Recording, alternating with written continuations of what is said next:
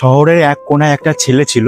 তার জীবনের সবচেয়ে দামি জিনিসটা ছিল একটা 5 টাকার ছোট বিস্কিটের প্যাকেট। শুনতে সাধারণ লাগে, কিন্তু গল্পটা মোটেও সাধারণ না। পুরোটা শুনুন, বুঝতে পারবে। ছেলেটার বাড়ির অবস্থা খুব একটা ভালো ছিল না। বাবা ছিল দিনমজুরি, সকালে বেরোলে রাত হওয়া না পর্যন্ত ফেরার ঠিক ছিল না। একদিন স্কুল থেকে ফিরে এসে চুপচাপ বসেছিল। মা জিজ্ঞেস করলো, কি হয়েছে?